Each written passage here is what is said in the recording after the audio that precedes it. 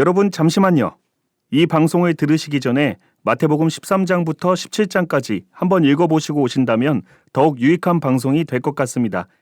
다음의 극은 성경에 있는 내용을 바탕으로 재구성한 것이니 이 점 참고하여 들어주시기 바랍니다. 그럼 시작하겠습니다.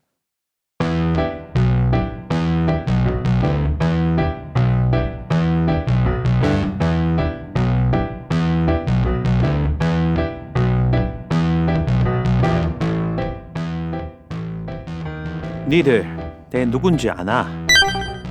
혹시 니들도 자들처럼 나를 거짓 목자로 생각하는 거 아니지? 선생님, 어째 그런 말씀을 하십니까? 쌤은 그리스도 아닙니까? 그리스도 살아계신 하나님의 아들인 거를 여있는 제자들이 다 알고 있단께요. 와, 시몬이 살아있네. 살아있죠? 시몬 말 맞다. 이 모든 것을 알게 하신 분은 하늘에 계신 우리 하나님이시다. 근데 오늘 한 가지 당부할 게 있는데, 뭡니까 예수님? 내가 그리스도인 것을 하나도 말하면 안 된대. 내는 이제부터 서기관들과 바리새인들에게 고난받아 이제 죽을 기라. 근데 다시 살아날 기라. 너희는 이거를 진짜 비밀로 해야 된대. 절대 다른 사람한테 말하면 안 된다. 알겠지? 안 됩니다, 예수님. 예수님, 어째 저희에게서 떠나가려 하십니까? 서기관 바리새인 걔들 오면 제가 콱 조사불란께 가지 마시란께요. 에이! 사단아! 물러가라! 네가 하나님의 일을 생각하지 않고 어떻게 사람의 일만 생각하노? 예수님, 어찌하여 저에게 사단이라고? 마상 누구든지 내 따라오려면 자기 부인하고 자기 십자 가지고 내 따라와야 된다. 알겠나?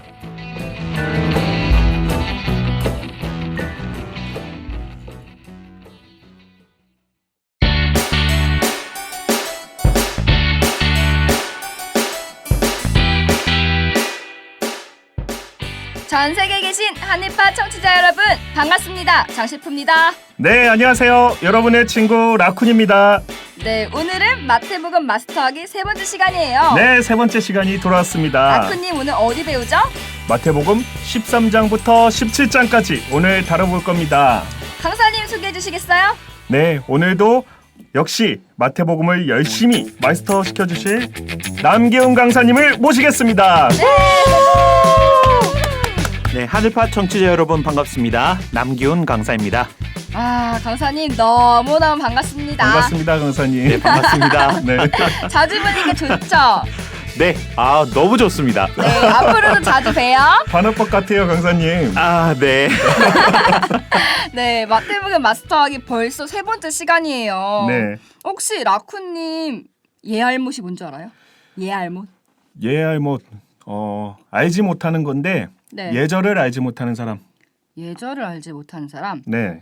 이 뭐 알못 이러면은 예를 들어서 성알못 이러면 성경을 알지 못하는 사람이라서 그렇죠. 줄임말이거든요. 혹시 강사님은 예알못 하면 어떤 생각 나셨어요? 예수님을 알지 못하는 사람요? 역시 마태복음 또 마스터해 아니에요. 주시는 분이십니다. 강사님 혹시 대본 보셨어요? 네, 맞습니다. 네, 맞습니다. 예수님을 알지 못하는 사람이 예알못이죠. 네, 맞아요. 마태복음 마스터하기 들으면서 사실 저는 제가 알고 있던 예수님과 실제 성경에 기록된 예수님이 좀 같은 분인지 헷갈리곤 하거든요. 네. 정쌤님은 어떠세요? 맞아요. 이 마태복음 마스터하기를 통해서 예수님을 많이 알아가고 그리고 예수님에 대해서 모르는 걸 벗어나갔으면 좋겠습니다. 네, 우리가 아직은 모르는 게 많더라도 우리에게는 마태복음 마스터하기가 있잖아요. 그러니까 빨리 시작해볼까요? 네, 그럼 본격적으로 마태복음 마스터하기 13장부터 17장을 시작해 보도록 하겠습니다.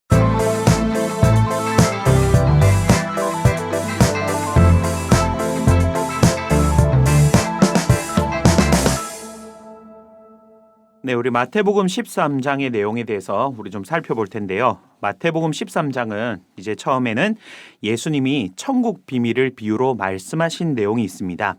이제 예수님께서 비유로 말씀을 하시는데 이 비유로 말씀하실 때는 천국에 가는 것을 비유로 말씀을 하십니다.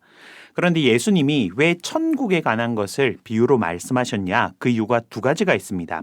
첫 번째는 마태복음 13장 11절에 보면 천국의 비밀을 아는 것이 허락된 자와 허락되지 않은 자가 있기 때문에 천국의 비밀을 깨달으면 안 되는 존재들에게 감추시기 위해서 천국 비밀을 비유로 말씀을 하셨습니다.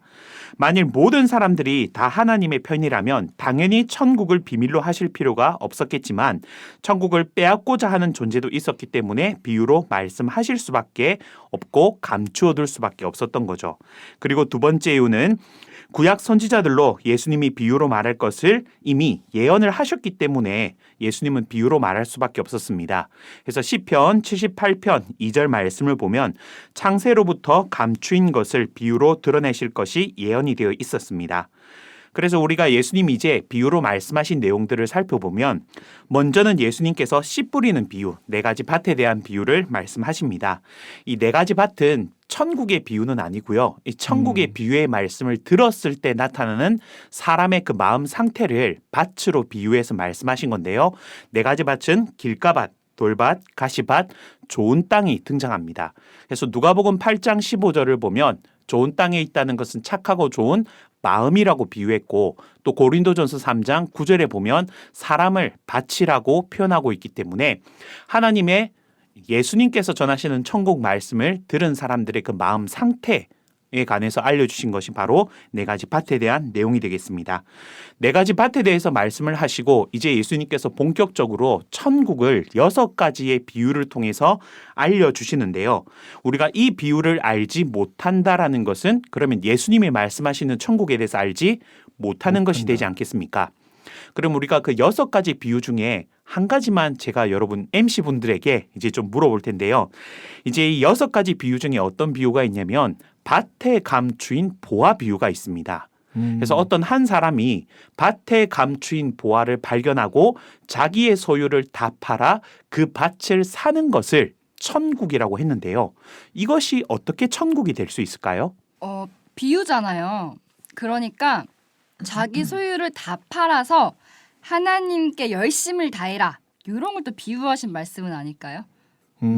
제 생각에는 그 밭을 샀기 때문에 그 사람이 천국에 들어갈 수 있지 않나. 하나님의 밭을 산 게 아닐까. 하나님의 밭.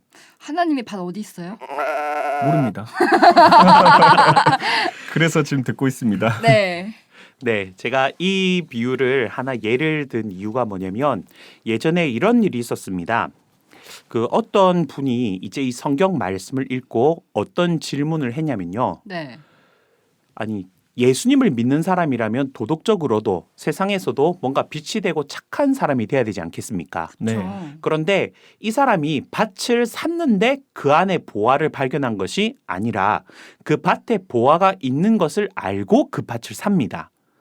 그러네요. 그런데 만일 이 사람이 진짜 착하고 도덕적인 사람이라면 네. 만일 그 밭에 보화가 있는 것을 알았다라면 착한 사람은 어떻게 해야 될까요? 밭 주인에게 알려주거나 아니면 뭔가 국가적인 보물이면 국가에 신고해줘야 되지 않나요? 그렇죠. 몰래 그 밭을 살 게 아니라 밭 주인에게 당신 밭에 보물이 있다라고 얘기를 해주는 사람이 도덕적인 사람이고 착한 사람 아니겠습니까? 네. 그런데 이 사람은 밭에 보화가 있다는 것을 깨닫고 자기의 소유를 팔아서 그 밭을 뭐 하냐면 사버립니다. 그런데 예수님은 이것을 뭐라고 말씀하셨냐면 천국이라고 말씀을 하셨다는 거죠. 그러면 도대체 이게 어떻게 천국이 될 수 있을까요? 뭔가 좀 치사하지 않습니까? 네. 천국 가는 방법이 생각보다 좀 생각과는 다르네요. 네. 네. 좀 많이 궁금해지는데요. 빨리 알려주시면 안 될까요? 우리가 이것은 천국에 관한 비유인데 이것을 육적으로 보면 뭔가 좀 사람이 치사하고 마치 남의 것을 빼앗는 것처럼 느껴진다라는 맞아요. 거죠. 그런데 인간적으로 보면 이것이 어떻게 천국이 될 수 있겠냐 싶지만 네. 이제 예수님은 분명히 이것을 비유라고 말씀을 하셨거든요. 네. 그래서 우리가 앞에서도 얘기했지만 밭은 사람의 마음이었습니다. 그러면 보아는 잠언서 24장 3절에서 4절에 가보면 하나님의 말씀 지식을 보아로 비유하고 있습니다. 그러면 밭에 감추인 보아라는 것은 하나님의 말씀을 가진 사람을 발견하는 거죠. 그 사람을 사는 거예요? 네. 돈 주고? 돈을 주고 사람을 살 수는 없고요. 네. 그래서 이 밭의 실체가 바로 누구였냐면 2000년 전에는 하나님의 진리의 말씀을 가진 예수님이 하나님의 진리의 말씀을 가졌다라는 것을 깨닫는 것이 밭에 감추인 보화를 발견하는 겁니다. 그러면 그것을 발견했으면 예수님의 그 말씀만 지식만 가져갈 것이 아니라 예수님과 하나가 돼야 되지 않겠습니까? 네. 그런데 예수님과 하나가 되려면 조건이 뭐였냐면 자기가 가진 모든 것을 다 버리고 예수님을 쫓아가야 그 밭을 사게 될 수 있었던 거죠. 아. 그래서 밭을 산다라는 개념은 자기가 그동안 알았던 신앙, 자기가 그동안 알았던 지식을 다 버리고 예수님의 말씀에 순종해서 따라가는 것이 바로 천국이라는 것을 예수님은 비유를 통해서 말씀하신 겁니다. 뭐 예를 들면 사도 바울처럼요. 그렇죠. 그래서 이 비유는 이제 실제로 그 시대 팔레스타인 지방에 있었던 그런 어떤 하나의 문화를 이제 비유로 든 건데요. 그 시대에는 은행이나 이런 것들이 없다 보니까 실제로 보물과 보화들을 땅에 감추어 두는 일도 있었습니다. 그런데 이제 주인이 뭐 갑자기 죽거나 아니면 그것을 잊어버리는 경우도 있었죠. 네. 아. 그래서 밭을 샀는데 땅을 샀는데 그 안에 보화가 감추진 일이 종종 있었습니다. 오. 그런데 이것은 인생에 한번 있을까 말까한 행운인 거죠. 네. 그래서 진리의 말씀을 가진 예수님을 발견했다라는 것은 인생에 한번 있을까 말까한 큰 행운이라는 것을 예수님께서는 이 비유를 통해 알려주고 있는 겁니다. 자, 그러면서 이제 그 다음 어떤 내용이 나오냐면 천국의 제자된 서기관 비유가 나옵니다. 천국의 제자된 서기관은 주인이 새 것과 옛 것을 그 곳간에서 내어오는 것과 같다고 말씀을 하시는데요. 그러면 천국의 제자가 되기 위해서는 새 것과 옛 것이라는 신약과 구약의 말씀을 언제든지 자신의 마음에서 내어줄 수 있는 사람이 바로 천국의 제자가 되는 겁니다. 만일 그렇다라면 성경은 몰라도 된다. 성경 많이 알면 신천지에 빠진다. 성경을 읽지 않으면 궁금한 점이 없어서 좋다라고 가르치는 것은 예수님의 말씀과는 완전히 다른 것이고 이런 사람은 천국에 들어갈 수 없는 사람이 되겠죠. 네. 네. 그래서 천국에 들어가기 위해서는 새 것과 옛 것이라는 신약과 구약의 말씀을 자기 생각과 마음에서 온전히 내어줄 수 있는 사람이 천국의 제자라고 예수님께서 알려주고 계신 겁니다. 그래서 예수님께서 이런 가르침을 하시니까 이제 사람들의 반응이 어떠냐? 예수님을 배척하는 일이 있게 됩니다. 예수님께서 천국 비밀에 대해서 말씀하시고 천국의 제자된 서기관에 대해서 말씀을 하시니까 그 시대 사람들이 그 말씀을 듣고 굉장히 깜짝 놀랍니다. 왜요? 그 가르침의 수준이 굉장히 뛰어났기 때문입니다. 그런데 가르침의 수준이 뛰어났기 때문에 놀랐다라면 그 말씀을 듣고 따라가야 되지 않겠습니까? 그렇죠. 그런데 불구하고 그 사람들은 예수님의 무엇을 따지냐? 출신 성분을 따지기 시작합니다. 아. 그러면서 그들은 예수님의 목수의 아들인 것과 그 어머니가 누군지 알고 그 형제들이 누군지 아는데 저가 어떻게 저런 가르침을 할 수 있냐라고 오히려 예수님을 핍박하기 시작합니다. 그래서 심지어는 누가복음 4장에 보면 예수님이 회당에서 가르치실 때 나사렛에 있는 사람들이 예수님을 절벽에서 밀어서 죽이려고 하는 장면까지 나온다라는 거죠. 그러면 우리가 뭔가 예수님의 그 가르침을 들었을 때 그 가르침이 성경에 있는 말씀이고 하나님의 말씀인지 그것을 중요하게 생각하는 것이 아니라 그 사람의 출신 성분만을 따진다라는 거죠. 그럼 사람들은 예수님의 설교에 대해서 감탄하면서 예수님을 배척하게 되는데요. 도대체 왜 그렇게 할까요? 아까 좀 놀랐다고 하셨잖아요. 네. 그러니까 그 전에는 그런 말씀을 못 들었기 때문에 놀란 것 같은데 그 너무 잘 가르치니까 질투가 나서 죽이려고 한 건 아닐까요? 그럴 수도 있겠네요. 네, 아무래도 그때 당시에 성도를 가르치고 치리했던 서기관 바리새인들은 이제 예수님이 나보다 더 잘 가르친다? 그러면은 내 성도를 뺏길 수도 있겠다. 이런 위기감이 들었을 것 같아요. 그래서 예수님이 아무리 잘해도 나한테는 적이다라고 인지를 하지 않았을까 생각이 들어요. 네, 성도를 뺏기기 때문에 그럴 수도 있을 것 같습니다. 그래서 이들이 예수님을 핍박했던 것은 무엇 때문이면 자신들과 다르기 때문에 그렇습니다. 자신들의 소속이 아니고 그리고 자신들과 함께한 존재가 아니기 때문에 일단 자기들과 다르기 때문에 예수님을 핍박하는 거죠. 그럼 오늘날 이 전통 교단이라는 기독교 세상에서 신천지를 이단이라고 핍박하는 것도 뭔가 말씀을 가지고 말씀이 틀리기 때문에 핍박하는 것이 아니라 자신들의 소속과 다르기 때문에 자신들이 소속이 아니라는 이유로 핍박을 하는 거와 똑같기 때문입니다. 그리고 예수님의 가르침을 통해서 가장 결정적인 것은 자신들의 무지함이 드러났다라는 거죠. 그렇군요. 그동안은 하나님의 말씀을 가르치는 목자로서 행세를 했는데 심지어는 자기들에게 교육을 한 번도 받아보지 않은 예수님이 자기들보다 더 뛰어난 말씀을 증거함으로써 자기들의 무식함이 드러나니까 그것이 싫어 예수님을 핍박하게 됩니다. 이것은 요한복음 1장에 보면 빛이 어둠에 비치되 어둠이 깨닫지 못하고 또한 어둠이 드러나는 것이 싫어 빛으로 나오는 것을 싫어한다라는 말씀이 바로 이 말씀과 같다라고 할 수 있는 겁니다. 그러니까 빛이 나왔으면 그 빛으로 가야 되는데 그 빛을 그냥 감추려고 없애버리려고 한 거죠. 그렇죠. 네, 강사님 저 질문 하나 있는데요. 해도 되죠? 네, 하셔도 됩니다. 네, 그 마태복음 13장을 보면 사실 성경에서 보면 하나님께서는 모든 만물을 사랑한다고 하시고 여러 사람들을 차별 없이 다 진리를 알길 원하고 하나님께 나오길 원한다고 하셨는데 13장에 보면 말씀을 들을 수 있는 너희와 듣지 말아야 할 저희로 나누신다고 또 기록이 되어 있어요. 하나님께서 이렇게 사람을 둘로 나누시는 이유가 뭐죠? 네. 듣지 말아야 될 저희와 들어야 될 너희를 이렇게 나누시는데요. 예수님께서 이제 천국의 비밀을 비유로 말씀하시는 이유는 처음부터 들을 자와 듣지 않을 자를 나누어 놓고 말씀하시는 것은 아닙니다. 하나님은 모든 사람들이 이 비유의 말씀을 깨닫고 천국에 나오게 하시는 것이 목적이죠. 네. 예수님의 가르침은 마태복음 5장 43절에서 48절 말씀을 보면 원수를 사랑하고 핍박하는 자를 위해 기도하라는 것이 바로 예수님의 가르침입니다. 하지만 하나님이 천국에 관한 말씀을 비밀로 하신 것은 단순히 천국의 것을 감추기 위한 것이 아니라 천국에 관한 말씀을 알지 못하는 것 자체가 하나님의 소속이 아니라는 것을 깨닫게 해주시기 위한 것이지 천국을 아는 자와 모르는 자로 나누시기 위함이 아니라는 거죠. 예수님이 천국에 가는 것을 비유로 말씀하니 예수님의 제자들도 알지 못하고 그 듣는 모든 사람들도 다 알지 못합니다.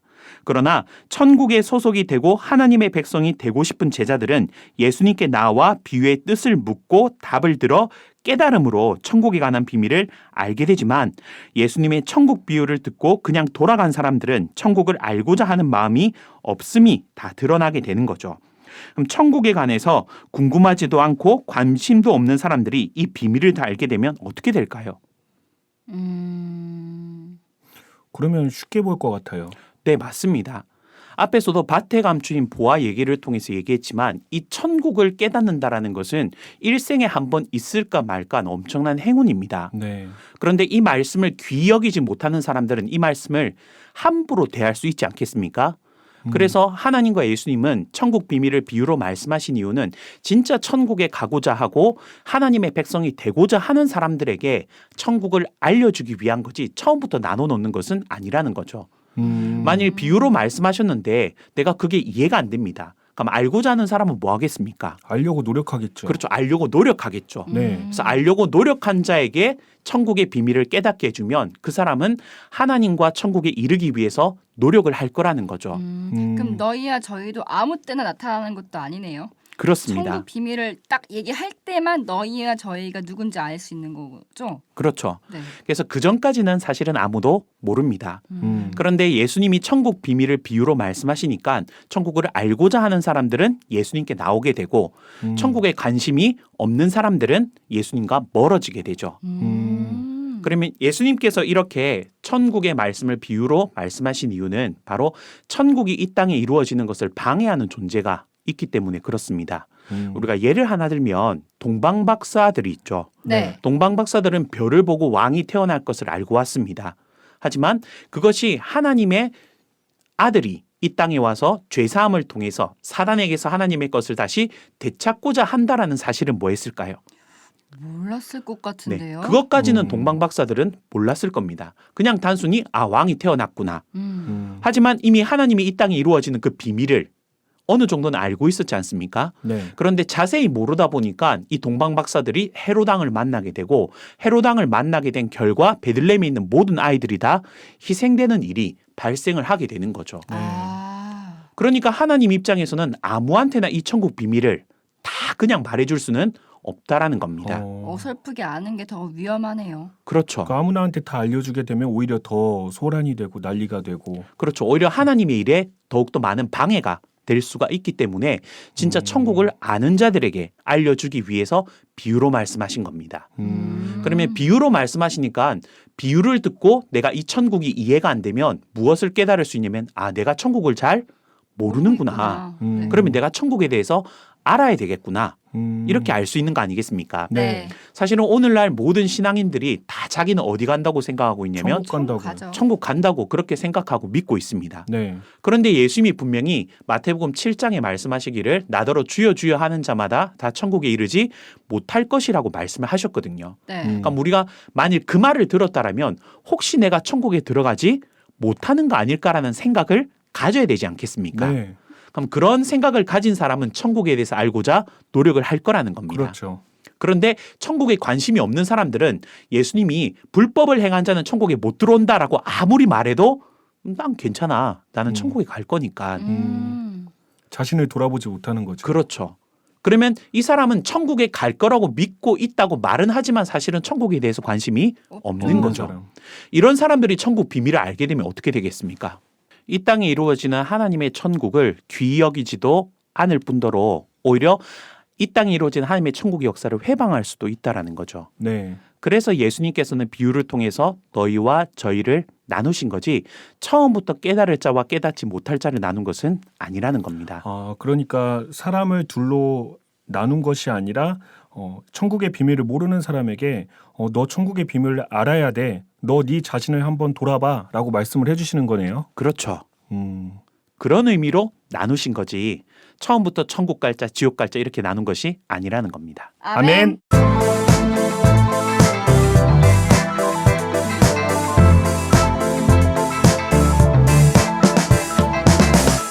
네, 우리 마태복음 14장에 대해서 우리 좀 배워보도록 하겠습니다. 마태복음 14장은 이제 세례 요한의 죽음에 관한 내용이 나옵니다. 그래서 오늘날 신앙세계는 세례 요한을 순교자, 우리 성인으로 생각하고 가르치고 있는데요. 하지만 세례 요한은 분봉왕 헤롯이 이복 동생인 빌립의 아내 헤로디아를 빼앗아 자신의 부인으로 삼은 일에 대해서 책망하였다가 옥에 갇히게 되고 결국 헤롯의 생일날 목이 잘리게 됩니다. 그럼 이제 세례 요한은 지금껏 많은 사람들이 순교자, 성인으로 이렇게 기억하고 있는데 왜 그럴까요? 세례 요한이란 이름부터 좀 뭔가 거룩한 느낌이 나지 않아요? 그리고 하나님의 아들인 예수님의 낳아준 성모 마리아도 성당에서 이렇게 기리잖아요. 그런 것처럼 예수님께 세례를 준 사람이라서 성인을 생각하는 거 아닐까요? 저는 세례 요한이 성경에서 보면 또 많은 사람들에게 세례도 주고 또 예수님에게도 세례를 주고 또 여러 가지 일들을 했잖아요.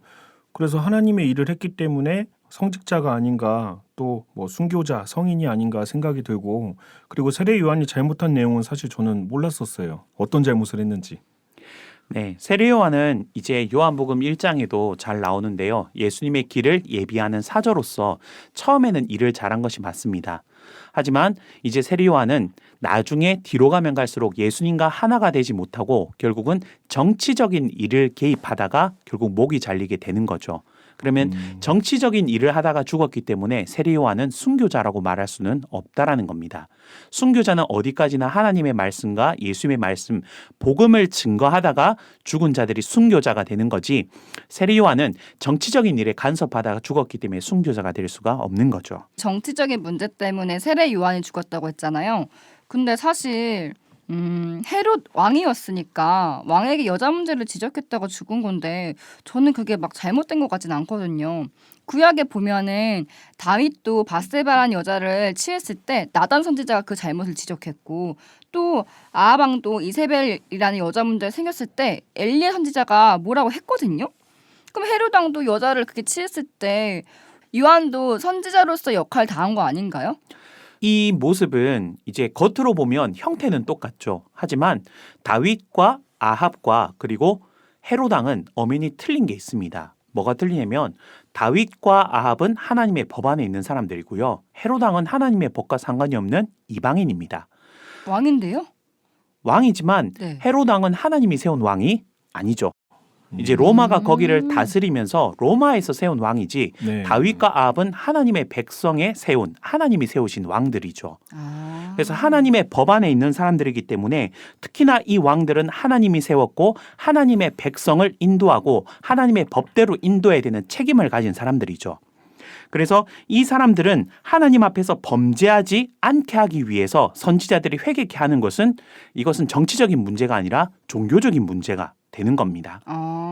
그런데 헤롯 왕은 하나님의 법과는 상관이 없는 자에게 똑같이 너 여자 문제가 있다라는 것은 이것은 종교적인 문제가 아니라 정치적인 문제가 되는 거죠. 그런데 만일 세례 요한이 헤롯에게 복음을 전하다가 감옥에 갇혔다라면 그것은 복음을 전하다가 순교한 것이 맞겠지만 세례 요한은 그 헤롯 왕의 잘못을 지적하다가 갇혔기 때문에 이것은 신앙적인 문제가 아니라 정치적인 문제가 되는 거죠.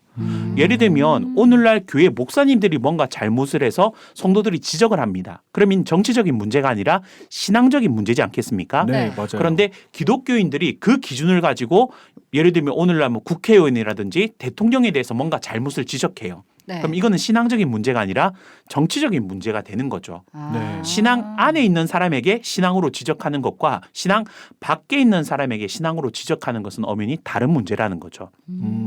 그래서 세례 요한은 헤롯 왕에게 복음을 증거하다가 감옥에 갇힌 것이 아니라 헤롯 왕의 그 잘못된 모습을 지적하다가 감옥에 갇혔기 때문에 하나님의 법과 상관없는 사람에게 그것을 왜 지적합니까? 그건 지적할 대상도 아닌 거죠. 오지랖인가요? 그렇죠. 네. 아. 그런데 세례 요한이 그런 어떤 자기의 세력이 컸기 때문에 그 세력을 과시하고 정치적인 일에 세례 요한이 개입을 했던 겁니다. 그래서 갇히게 되고 죽음을 맞이했기 때문에 이것은 순교라고 볼 수가 없는 거죠. 네. 네, 이제 그렇게 들으니까 이해가 되네요. 네, 이해가 됐어요. 네. 그러면 이어서 우리 마태복음 14장을 계속 설명을 드리면요.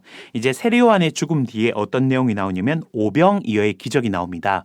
오병이어라는 것은 말 그대로 떡 5개와 물고기 2마리로 일으킨 기적인데요. 네. 떡 5개와 물고기 2마리로 5,000명을 먹이신 기적이 나오는데 이것은 요한복음 6장에 이 오병이어의 기적이 잘 나오는데요. 오병이어의 기적을 통해서 예수님을 따르는 많은 무리가 있는데 요한복음 6장을 보면 예수님이 그들을 버려두고 건너편으로 배를 타고 도망가시는 일이 있습니다. 그러면 그 기적을 보고 따르는 무리들을 예수님은 왜 버리고 도망을 갔을까요? 아무래도 예수님은 겸손하시잖아요. 그래서 기적을 보여주시고 그냥 가신 게 아닐까. 혹시 무대 공포증처럼 예수님 많이 보여드려서 예수님 순간 당황하신 거 아닌가요? 네. 예수님께서는 그 기적을 통해서 이 백성들이 무엇을 깨닫기를 바랬냐면 기적을 일으킬 수 있는 능력이 하나님이 아니면 하실 수가 없는 것이죠. 그래서 예수님이 하나님이 보내신 하나님의 아들이라는 것을 깨닫기를 바랬는데 백성들은 그 기적을 보고 예수님이 하나님의 아들이라는 것을 믿고 따랐던 것이 아니라 와, 저분 따라가면 앞으로 배 굶을 일은 없겠다. 배고플 일은 없겠다 생각하고 그 기적만을 바라고 예수님을 따랐던 거죠. 그러면 그렇게 따르는 자들에게는 예수님이 계속 뭐 해야 되겠습니까? 밥 줘야 되죠. 그렇죠. 기적만 계속. 그렇죠. 밥을 계속 줘야 되죠. 네. 만약 밥을 주지 않으면 그들이 불평과 원망을 예수님에게 했을 거라는 거죠. 네. 그렇겠네요. 그러니까 예수님은 그것을 깨닫지 못하는 자들을 보고 그들을 버리고 떠나갈 수밖에 없었던 겁니다. 이제 그다음 예수님은 마태복음 우리 14장으로 다시 돌아오게 되면 이제 어떤 모습이 나오냐면 물리를 걸으시고 병자들을 고치는 내용이 나옵니다. 특히나 이번에는 물리를 걸으셨을 때는 베드로가 그 모습을 보고 예수님과 함께 무리를 걷기를 바랬죠. 그런데 예수님을 믿고 나왔지만 그 풍랑과 바람을 보고 무서워 바다에 점점 빠져들어가게 됩니다. 그 이유는 예수님을 전적으로 믿지 못하고 예수님을 의심했기 때문에 바다에 빠져들게 되는데요. 바다 위를 걸었다라는 것은 물론 실제로 예수님과 베드로는 그 시대에는 바다 위를 걸었지만 그 안에는 영적인 의미가 있습니다. 바다라는 것은 다니엘 7장과 계시록 17장을 보게 되면 바다는 이 세상이라고 표현하고 있습니다. 그럼 예수님을 믿고 신앙을 한다라는 것은 세상에 속한 것이 아니라 바다 위, 즉 하늘에 속해서 예수님의 말씀대로 가는 것이 신앙이라는 것을 알려주고 있죠. 하지만 예수님에 대한 지식과 확실한 믿음이 없다면 점점 바다에 빠져들어가서 결국은 바다 속에서 죽게 되는 그러한 신앙의 모습을 알려주고 있는 것입니다. 아멘.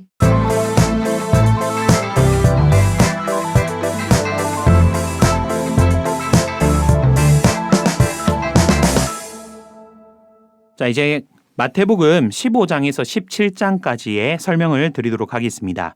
마태복음 15장에서는 어떤 내용이 나오냐면요. 장로의 유전을 혁파하신 예수님에 대해서 나옵니다.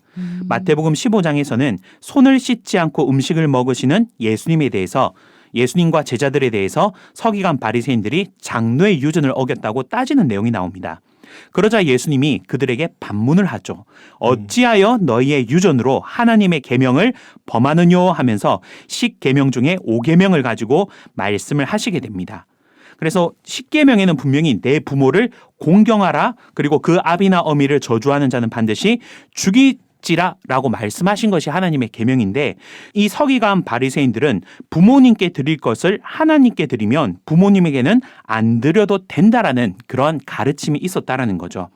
그래서 그 시대의 신앙인들은 이 유전을 악용해서 부모를 공양할 돈을 일부만 헌금하고 나머지는 자기를 위해 사용하는 일이 있어지게 되었습니다. 그래서 이 신앙인들이 신앙을 할 때 성경 기준의 신앙을 하는 것이 아니라 그냥 예전부터 그래 왔으니까 하는 것으로 가르치고, 그렇게 신앙하는 모습을 예수님은 지적하시게 되는 거죠. 그리고 그 다음에는 가나안 여인의 귀신 들린 딸을 고치시는 내용, 그리고 많은 병자를 고치시고 4,000명을 먹이시는 기적도 나오게 됩니다. 우리 마태복음 16장으로 넘어가게 되면요. 바리새인과 사두개인들의 누룩을 주의하라 말씀하십니다. 여기서 누룩은 바로 교훈의 말씀을 말하는 겁니다. 그래서 바리새인과 사두개인들이라는 거짓 목자가 주는 교훈을 받으면 그 생각이 변질될 수 있기 때문에 조심하라 말을 하는 거죠. 하나님의 교훈의 말씀을 듣는 자는 하나님의 모습으로 변화되지만 거짓 목자의 교훈을 받게 되면 변질되기 때문에 조심해야 된다는 겁니다. 그 다음 베드로에게 천국의 열쇠를 주시는 내용이 나옵니다. 예수님은 많은 표적을 행하심으로 이제 그 시대 사람들에게 엘리야, 예레미야 혹은 죽었던 세례요한이 다시 살아온 자라는 많은 이야기가 있습니다. 그러자 예수님이 12제자에게 너희는 나를 누구라 하느냐라고 물어보니까 수제자 베드로의 대답이 주는 그리스도시요 살아계신 하나님의 아들이시니이다 라고 말합니다. 그러자 예수님이 베드로를 칭찬하면서 시몬의 이름을 베드로로 바꾸어 주고 천국 열쇠를 주어 땅에서 매면 하늘에서도 매이고 땅에서 풀면 하늘에서도 풀릴 것이라 말씀을 해주시게 됩니다. 그렇게 칭찬을 받았던 베드로인데요. 그 뒤의 내용을 보면 이제 바로 베드로가 혼나는 내용이 나옵니다. 어떤 내용이냐면 예수님께서 십자가 지고 죽을 것을 말씀하시자 베드로가 그러지 말라고 예수님을 말리는 내용이 나와요. 그러자 예수님이 사단이라고 베드로를 혼내게 됩니다. 방금까지도 믿음을 높게 평가받으면서 이름도 바꿔주시고 천국 열쇠까지 주셨는데 혼이 났다라는 거죠. 그럼 예수님께서 베드로를 왜 혼내셨을까요? 베드로가 기분이 너무 좋아가지고 낄낄빠빠를 못한 거 아닐까요? 낄끼빠빠요? 네, 낄 때 끼고 빠질 때 빠져야 되는데 베드로가 좀 오바했다. 네, 그런 거죠. 눈치가 없었던 거죠. 눈치가 없었던 거죠. 예수님께서는 계획하신 게 있다 보니까 계획하신 대로 하셔야 되는데 이 베드로가 막으니까 기분이 나쁘셨을 것 같아요. 아니 내가 그렇게 할 거고 내가 그대로 길을 가고 있는데 왜 네가 막냐 해서 기분 나빠서 그러지 않았을까. 그런데 예수님이 베드로 보고 사단이라고 혼내는 건 좀 너무 심하지 않을까요? 네, 제가 만약에 그렇게 말을 들었으면 너무 힘들었을 것 같아요. 아까 연극에서 어떠셨어요? 힘들었어요. 마음에 상처 받으셨잖아요. 네, 마상 받았잖아요. 네. 네, 우리가 인간적으로 보면 베드로가 한 말이 스승을 생각하는 것이 너무나도 당연한 거죠. 하지만 인간적으로 생각하다 보니까 하나님의 뜻과는 너무나도 어긋나 버린 것이라는 겁니다. 이때는 사실 베드로도 예수님이 어떠한 길을 가야 될지 잘 모르는 상태이기도 했습니다. 하지만 하나님과 예수님의 뜻을 잘 알지 못하다 보니까 잘 알지 못하는 그 틈을 타고 누가 들어가냐? 사단이 베드로에게 들어가서 인간적인 정으로 하나님의 일을 방해를 했다라는 거죠. 그래서 예수님을 인간적인 정으로서 십자가 지지 못하도록 그렇게 사단이 베드로를 들어 썼기 때문에 예수님이 베드로 보고 사단이라고 뭐라 하셨다라는 겁니다. 그래서 우리가 이걸 보면서 무엇을 생각해야 되냐면 하나님과 예수님을 믿는 성도는 하나님의 말씀으로 깨어있지 않으면 자기도 모른 채 사단의 도구로 악용될 수 있다라는 겁니다. 그래서 예수님이 제자들에게 당부를 하는 내용이 그 뒤에 나오는데요. 아무든지 나를 따라오려거든 자기를 부인하고 자기 십자가를 지고 나를 쫓으라 명령을 하시는 내용이 나옵니다. 예수님을 따르려면 자신의 생각과 욕망까지도 다 버리고 철저히 자신을 희생하는 삶을 두고 예수님께서 말씀을 하신 거죠. 왜냐하면 예수님의 가신 길은 십자가에 못 박히는 길이었습니다. 그러면 그 길을 가는 것은 육신의 죽음이 두려운 사람들, 뭔가 자기의 안위가 걱정되는 사람은 절대 예수님을 따라가지 못한다라는 겁니다. 그것을 각오하고 예수님을 따른 대가는 생명을 얻고 일한 것에 따라 상벌로 갚아주시게 되는 거죠. 이제 우리 마태복음 17장으로 넘어가면요. 마태복음 17장에서는 예수님께서 변화하신 모습을 산에서 보여주시는 내용이 나옵니다. 그리고 겨자씨만한 믿음만 있으면 산을 옮길 수 있다라고도 말씀을 하시고 또 죽으심과 부활에 대해서 두 번째 제자들에게 말씀을 하시니까 제자들이 마음에 근심을 하는 내용이 나옵니다. 그럴 수밖에 없는 게 자꾸 예수님을 모든 걸 버리고 따랐던 제자들에게 예수님이 자기가 자꾸 뭐 한다고 말씀하십니까? 죽는다고 말씀을 하시니까 제자들 입장에서는 마음에 근심이 있을 수밖에 없었던 거죠. 네. 근데 여기 17장에서 보면 예수님께서 변화하신 모습을 보여주시는데 이 제자들에게 변화하신 모습을 굳이 보여주신 이유가 무엇일까요? 예수님께서 마태복음 16장 28절 말씀에 보면 인자가 왕권을 가지고 오는 것을 살아서 보는 제자들도 있을 것이다 라고 말씀을 합니다. 그러면 인자가 왕권을 가지고 오셨다라는 것은 예수님이 오신 그 초림 때를 말하는 것이 아니라 이제 다시 오실 재림 때를 말씀하신 거죠. 왜냐하면 이미 예수님이 왔는데 왕권을 가지고 올 것을 보는 자라는 것은 말이 안 맞죠. 그래서 초림 때가 아니라 재림 때 오실 예수님의 모습을 살아서 볼 제자들도 있다 말씀을 하시고 마태복음 17장에서 그 모습을 보여주시는 거죠.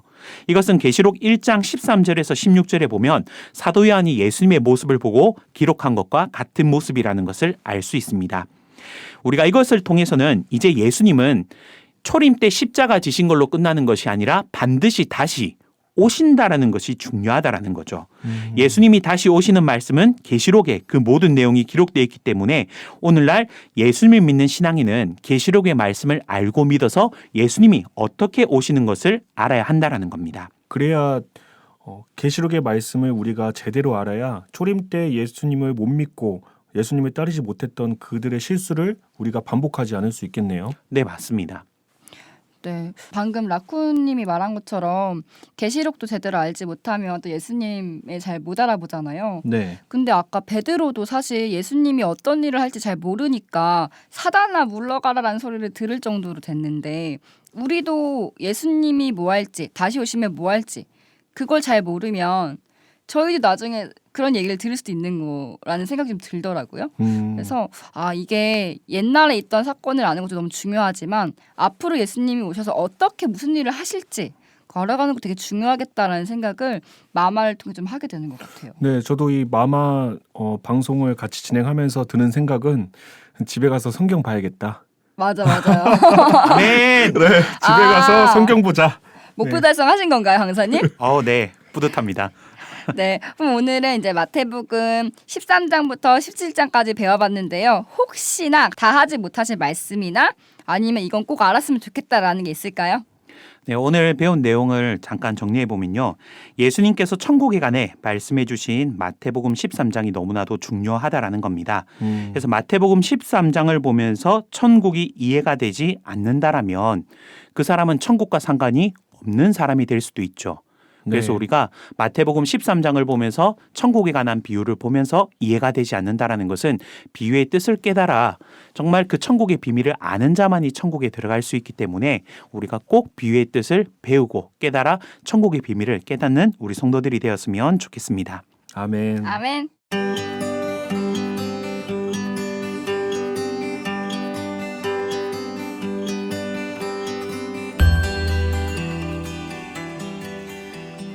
네, 라쿤님 오늘은 마태복음 13장부터 17장까지 배워봤는데 어떠셨어요? 아까도 얘기했지만 진짜 성경을 꾸준히 봐야겠구나. 내가 알지 못하는 것이 아직 많이 있구나 라고 느꼈습니다. 장쌤님은요? 사실 저는 조금 안타까웠어요. 왜 안타까웠어요? 제가 드라마를 되게 좋아하는데요. 드라마 마지막에 보면 다음 이 시간에 하고 네. 이게 To be continue가 나오잖아요. 네, 그 시간 진짜 기다리기 너무 힘들어요. 맞아요. 근데 오늘 마지막에 마태복음 17장 배워보면서 결국엔 예수님이 죽음에 대해 나올 것 같은 거예요. 그게 자꾸 생각이 나니까 뭔가 마음이 편치가 않았어요. 근데 장시님, 네. 이거는 현실이에요. 또 예수님은 돌아가실 수밖에 없잖아요. 맞아요. 그렇긴 하지만 또 예수님께서 죽으시고 또 부활하시는 것도 알고는 있는데 막상 그게 눈앞에 닥친다 이렇게 생각하니까 그러지 않았으면 좋겠다라는 희망을 하게 된 것 같아요. 네, 맞아요. 우리도 사실 마음으로는 예수님이 돌아가시지 않았으면 좋겠고 그냥 꾸준히 계셨으면 좋겠다 생각이 들지만 또 하나님의 뜻은 우리와 다를 수 있으니 꾸준히 성경을 기준으로 우리가 생각해 봐야겠다. 또 이런 생각이 듭니다. 그래서 마태복음 마스터하기를 끝까지 다 들으셨으면 좋겠네요. 맞습니다. 네, 그럼 오늘 마태복음 마스터하기 3편은 여기서 마치도록 하겠습니다. 네, 오늘 마태복음 마스터하기는 여기까지입니다. 청취자분들께서도 오늘 배운 내용에 대해서 깊이 묵상해 보시고 느낀 점을 댓글로 달아주세요. 다음 마태복음 마스터하기는 18장부터 22장까지입니다. 청취하시기 전에 꼭 한번 한 장 한 장 꼼꼼히 읽어보시고 청취하시면 더욱 좋을 것 같습니다. 그럼 안녕.